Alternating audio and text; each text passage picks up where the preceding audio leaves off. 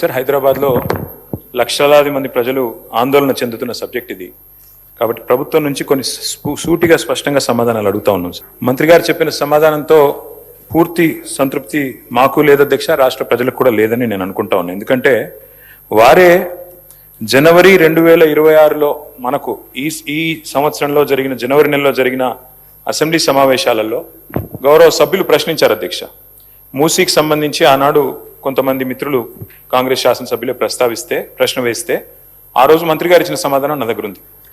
అందులో మంత్రి గారు ఏం చెప్తారంటే, అధ్యక్ష ఈ డిపిఆర్ ప్రిపరేషన్కే ఒక మెయిన్ హార్ట్ అనే కంపెనీకి ఇచ్చినాం. ఆ కంపెనీ గురించి కూడా నేను ఒక నిమిషం చెప్తా సార్. అది పాకిస్తాన్లో బ్యాన్ చేసిండ్రు కంపెనీని, సింగపూర్లో బ్యాన్ చేసిండ్రు, అట్లాంటి కంపెనీకి ఇచ్చిండ్రు. సరే వాళ్ళ మీద కేసులు ఉన్నాయి, అది కూడా మంత్రి గారు చెప్పాలా, ఓకే. అందులో ఏం చెప్పారంటే అధ్యక్ష, ఆ రోజు శాసనసభకి ఇచ్చిన సమాధానంలో గౌరవ మంత్రి గారు డిపిఆర్ ప్రిపరేషన్కే 18 నెలలు పడుతుంది అని ఈ సంవత్సరం జనవరి నెలలో మంత్రి గారు చెప్పారు. మరి డిపిఆర్ ప్రిపరేషన్కి 18 నెలలు పట్టే మాట నిజమే అయితే మళ్ళీ ఈరోజు మార్చిలో ఉన్నాం అధ్యక్ష. అంటే మంత్రి గారు సమాధానం చెప్పి 2 నెలలు కూడా కాలే. మరి ఇప్పుడు అకస్మాత్తుగా డిపిఆర్ ఎక్కడి నుంచి వచ్చింది? మంత్రి గారు దయచేసి అది ఉంటే కనుక మీ దగ్గర నిజంగానే కాపీ ఉంటే, మరి 18 నెలల్లో అంటే అద్భుతమైన వేగం అది. మరి ఇంత మెరుపు వేగంతో గవర్నమెంట్ పనిచేస్తుంటే మేము కూడా అభినందనలు చెప్పాలి. కాబట్టి డిపిఆర్ 18 నెలల్లో తయారవుతుందని చెప్పి 2 నెలల్లో చేసిన ఈ చమత్కారం ఏదైతే ఉందో ఆ డిపిఆర్ దయచేసి సభ ముందు పెట్టాలి, సభ్యుల ముందు పెట్టాలనేది ఫస్ట్ డిమాండ్ సార్. ఎందుకంటే ఇది ప్రభుత్వం ఇచ్చిన సమాధానం అధ్యక్ష. రెండవది అధ్యక్ష, నేను చూశాను మంత్రి గారు సభ వెలుపల చెప్పారు అధ్యక్ష. ఏం చెప్పారు? లాస్ట్ టైం హౌస్లోనే చెప్పినట్టున్నారు, అది కూడా ఇక్కడ చెప్పారు అధ్యక్ష, హౌస్లోనే చెప్పారు. అది కూడా గౌరవ మంత్రి శ్రీధర్ బాబు గారే చెప్పారు. ఇన్ ప్రిన్సిపల్ ఏడీబీ అనేది మూసీ ప్రాజెక్ట్ కోసం లోన్ మంజూరు చేసింది అని మంత్రి గారు ఇచ్చిన స్టేట్మెంట్ శాసనసభలో ఇచ్చారు అధ్యక్ష.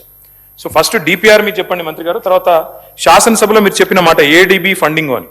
మేము నిజమేమో అనుకున్న తర్వాత మేము కూడా ఏడీబీ వారిని అక్కడ మూసీ జనాందోళన్ అని ఒక సంస్థ ఉంది అధ్యక్ష, ఎంజేఏ అని, వారు ఏడీబీ వారిని అడిగారు.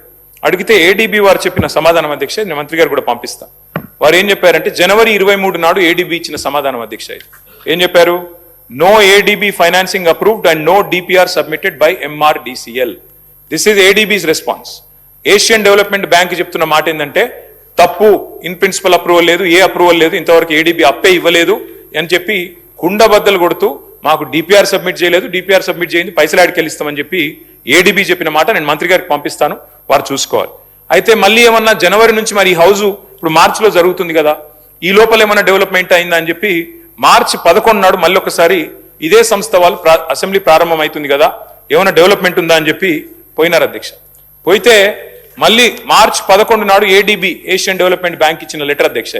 ఏం చెప్పారు అధ్యక్ష అందులో? Status remains unchanged since our meeting with your group on 23rd జనవరి. అంటే 23rd జనవరి ఏ మాట అయితే చెప్పారో, ఏ లోను మంజూరు చేయలేదు, మాకు ఏ డిపిఆర్ గవర్నమెంట్ సబ్మిట్ చేయలేదనే మాట, దాని ప్రకారమే ఏడీబీ మళ్ళొక్కసారి ఈ నెల 11వ తారీఖు నాడు స్పష్టంగా ఉత్తరం రాసింది. ఇది కూడా నేను మంత్రి గారికి పంపుతున్నా. దయచేసి మంత్రి గారు కరెక్ట్ చేసుకోవాలా.